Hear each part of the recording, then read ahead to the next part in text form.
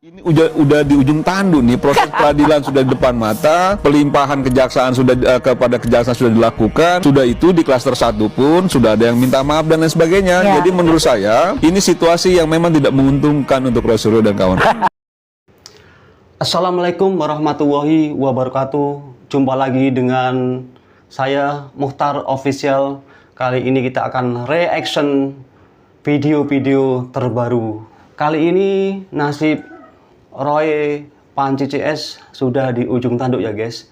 Soalnya berkas-berkas perkara sudah dilimpahkan ke kejaksaan dan sudah diproses, dan tentunya tidak lama lagi akan disidangkan, dan Roy Panci CS ini siap-siap untuk memakai baju oranye. Sebenarnya Roy Panci ini bisa mengikuti jejak Pak Egy Sujana dan Pak Dame Heri Lubis ya guys, untuk sowan ke rumahnya Bapak Jokowi untuk segera meminta maaf dan mengakui kesalahannya. Dengan demikian mungkin hukumannya bisa diringankan ya guys ya. Tapi kayaknya si Panci ini egois sekali ya guys ya. Merasa dirinya paling pintar dan paling serba bisa. Oke, kita lanjut video berikut ini. Saya sebagai orang yang pernah kenal juga lama dengan Roy Suryo, saya cuma berharap Roy Suryo tetap sehat. Oh sehat lah. Kuat, saya nggak akan kasih Silvan sepatu ingat temannya Semar ini. Kalau Silvan sepatu kuat, tetap tabah. Itu sudah terpidana. Tapi begini, kita tentu saling terpidana. Ya lari. Tunggu. Ini supaya kami sarankan ke Mas Roy, cepatlah meminta ampun ya, mengakui kesalahan supaya ada restoratif justice itu, karena restoratif justice sekali ya, ada perdamaian, pada satu sisi ada pengakuan terhadap kesalahan, lalu sang pelapor dalam hal ini Pak Jokowi akan memberi maaf. Itu namanya restoratif justice. Ada rekonsiliasi antara pelaku dan yang dikorbankan dalam hal ini Pak Jokowi. Kami sarankan itu karena hanya satu celah untuk Mas Roy dan kawan-kawan gak masuk bui, hanya satu celah hari ini, yaitu restoratif justice. Kalau udah masuk pada sidang proses nanti, saya pikir nggak ada ruang untuk bisa lolos dari jeratan hukum, apalagi pasal berlapis. Halu ini. KUHP 310, 311 sama Undang-Undang ITE yang hukumannya 8 sampai 12 tahun plus 1-2 M. Sekali ya guys ya, hukumannya 8 sampai 12 artinya harus ada permintaan maaf. Harus restoratif justice itu nggak bisa kalau nggak minta maaf. Oke. Tapi kan ini juga ada hasil penelitian di sana. Wah, itu kan penelitian versi Mas Roy dan kawan-kawan ya. Soal buku itu makanya gini. Yang kami sayangkan juga ya, artinya gini, itu diskresi kepolisian ya. Kenapa sampai hari ini belum ditahan Mas Roy dan teman-teman, itu diskresi kepolisian, kita hargai. Dan kami memberi apresiasi kepada proses-proses yang ada di kepolisian. Tetapi yang kita sayangkan adalah harusnya Mas Roy CS khususnya di klaster 2, 3 orang ini harusnya masuk penahanan. Kenapa?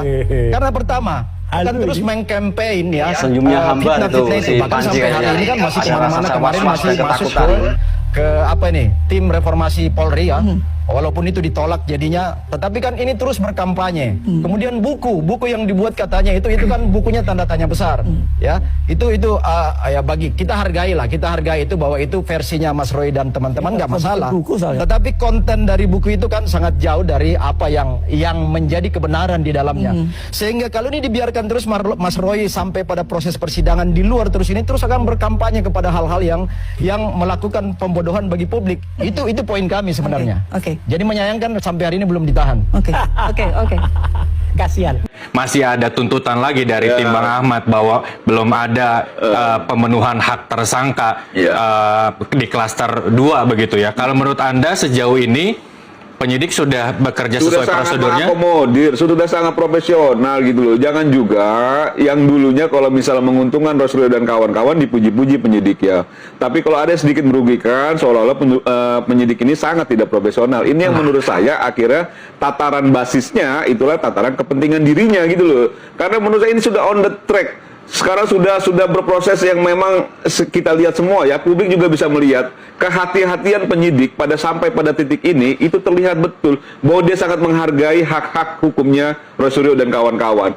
Ini soal yang sangat mudah sebenarnya secara hukum, kan gitu ya, bahwa orang menuding ini barang palsu, barang aslinya ada. Ini kan sangat mudah, tapi karena memang ini sudah menjadi gunjingan publik begitu luas, penyidik berusaha untuk memaksimalkan bagaimana mengakomodir kepentingan Roy Suryo dan kawan-kawan, dan itu dilakukan. Jadi jangan juga membangun narasi seolah-olah ini ada kepentingan lain yang ikut bermain untuk coba mengkooptasi penyidik. Menurut saya itu nol besar. Statement yang mengada-ngada, karena Pak Jokowi sendiri tidak pernah cawe-cawe. Kalau Pak Jokowi cawe-cawe, mungkin bukan sekarang pelimpahannya, sudah dari kemarin-kemarin itu pelimpahan. Kalau Pak Jokowi cawe-cawe, mungkin Roy Suryo dan kawan-kawan sudah ditahan kalau Pak Jokowi cawe-cawe. Enggak juga, gitu loh. Justru Pak Jokowi itu menunjukkan betul dia menyerahkan kepada penyidik. Jadi kalau dianggap bahwa Pak Jokowi masih bisa berkuasa, udah ditahan itu. Gitu loh, Roy Suryo dan kawan-kawan. Pelimpahannya juga dari kemarin gitu loh. Terlalu kecil lah kalau melihat cawe-cawe Pak Jokowi pada titik ini terlalu kecil. Baik, Bang Mardiansyah, Dan memang karena beliau bukan kuasa hukum, jadi tidak ngerti juga soal hukumnya. Waktu kita terbatas. Dan nggak akan Jokowi cerita kepada orang yang tidak punya kapasitas secara hukum. Kalau Jokowi Karena itu berapa kali ngurusin ke Solo soal-soal juga nggak kayak akan cerita gini. kepada saudara Semar. Baik, waktu kita terbatas. Dia ada energi sampai titik darah penghabisan. Begitu. Enggak masalah suara penghabisan. Ini soal kedaulatan hukum. Jangan sampai hukum itu tetap ada di bawah kendali Solo. Kendati Solo sekarang tidak berkuasa lagi. Kita lihat nanti di persidangan, Bang Mardiansyah. Saya cuma berharap Roy Suryo, Tifa, Rismon sehat. Baik mental maupun fisik. Karena memang menghadapi situasi hukum seperti ini tidak mudah. Mungkin kita pun nggak kuat seperti Roy Suryo ya. Jadi kita berharap dia tetap sehat jiwanya, tidak sakit jiwanya. Oke, Bung Mardiansyah, yang jelas Roy Suryo ini jangan sampai jadi pasiennya Bapak Purnomo ya guys. Ngeri sekali kalau jadi pasiennya Bapak Purnomo. Karena nanti kalau dalam proses peradilan ternyata dinyatakan bersalah, orang yang dihukum di bawah 5 tahun aja itu sengsara betul rasanya, apalagi yang dihukum di atas 5 tahun. Jadi ini soal yang menurut saya berharap betul Roy Suryo dan kawan-kawan bisa menghadapi proses hukum ini yang memang berat dengan tabah dan kuat dan selalu sehat jiwa dan pikirannya, karena saya lihat sudah hampir nggak sehat itu. Rasanya Jokowi, kasus ini segera selesai? Ya, menurut saya supaya ada kepastian di publik ya. Dan Pak Jokowi sudah mengambil bahwa proses peradilan adalah ruang yang tepat untuk menyampaikan ke publik mana yang benar, mana yang salah. Oke. Ini tidak kemudian menjadi santapan bagi masyarakat yang kemudian terjadi perpecahan. Apa sih kita di sini? Saya kira CNN juga harus mencerdaskan kita semua. Oh, cerdas banget kalau Ya kan? Udah. Nah, sampai lagi Kan kelihatan yang cerdas sama semua enggak. stasiun TV memfasilitasi. yang cerdas Saya sama melihat yang di sini filosofi dari wayang kulit adalah cerminan kehidupan manusia yang syarat makna simbolik. Tapi Betul sekali Bapak Semar, memang wayang kulit itu seharusnya dijadikan sebagai ajang untuk mendidik generasi-generasi muda ya, bukan untuk dijadikan sebagai barang fitnah dan menjelek-jelekan orang lain ya. Ini si Suryo ini kayaknya sudah sarafnya sudah terganggu kayaknya guys ya, ngawur ini. Tapi pada hari ini dan ke belakang jauh dipakai untuk memburu-burukan dan mengadu domba. Iyalah, udah jelas semua orang tahu Petro. Bayangkan jadi itu. rakyat. Dan, Tahu. dan hari ini Petro saya tahu. meyakini. Tapi Sebentar, Roy. itu berkelahi dulu sendiri orang mereka. lagi. Berkelahi sendiri. Dan pada hari ini Ini tidak lama lagi ini jadi pasien Bapak Purnomo ini, warisan si leluhur Panci ini. budaya ini dibawa untuk nanti menjelek-jelekkan person. Ya, ini nggak ngerti sejarah Nah, ini. wayang kulit itu untuk hal-hal yang baik, tapi kemudian dibawa untuk Aduh. menjelek-jelekan orang. Nggak ngerti Bagaimana sejarah tuh ya, kemudian kayak gini. masyarakat yang menerima legasi daripada wayang kulit itu kemudian akan beranggapan dan bahkan yang lainnya, oh, wayang untuk hal buruk-buruk sebagaimana dicontohkan oleh Roy. Betul sekali Pak Semar. Wayang Madio, wayang Wasisto, tahu nggak? Saya Tahu nggak lagi- wayang Klite? Tahu nggak wayang Beber? Sejarahnya apa? Saya- Tahu nggak wayang Wahyu? Sejarahnya Tahu. apa? Oke. Ya, baca lagi. Ini.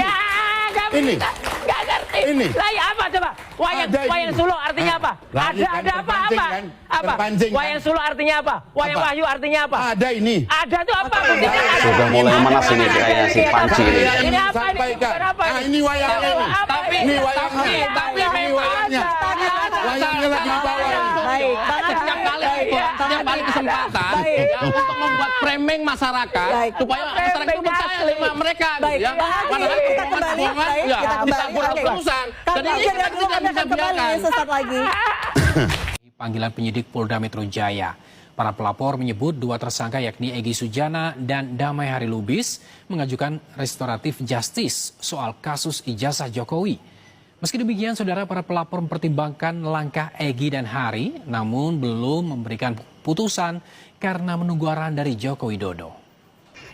Betul sekali ya guys ya, langkah Pak Egy Sujana dan Pak Damai Hari Lubis ini sangat tepat sekali.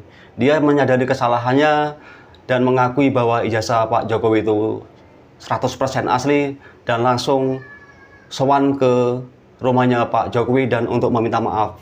Mungkin dengan demikian hukuman mereka bisa diringankan ya guys. Terkait pertemuan Bapak Egy Sujana dan DHL ya, Damai Hari Lubis, itu juga menjadi pembahasan. Itulah kepentingannya kami dipanggil, bahwa kemudian ada permohonan restoratif yang dilakukan pihak pelapor. Ya, kami menyambut baik, kami menganggap bahwa ya tidak ada masalah kalau memang itu adalah upaya yang baik yang menuju sesuatu yang justice. Tentunya KUHP kita juga mengakomodir itu dan kita akan pegang itu sebagai pedoman di dalam proses penegakan hukum kita. Dua tersangka Egy Sujana dan Damai Hari Lubis ajukan restoratif justice soal dalam kasus ijazah Jokowi. Menurut pelapor penyidikan sampaikan bahwa dua tersangka Egy Sujana dan Damai Hari Lubis ajukan restoratif justice. Meski demikian, para pelapor sebut pihaknya mempertimbangkan akan langkah dua tersangka tersebut, namun belum memberikan keputusan karena menunggu arahan dari Joko Widodo. Demikian ya guys, video singkat ini, semoga permasalahan, kekisruhan, kegaduhan yang terjadi di negara kita Indonesia tercinta ini akan segera berakhir atau selesai dengan dipenjaranya si pembuat gaduh, yaitu gerombolan si Panci CS ya guys. Demikian saya akhiri, wassalamualaikum warahmatullahi wabarakatuh.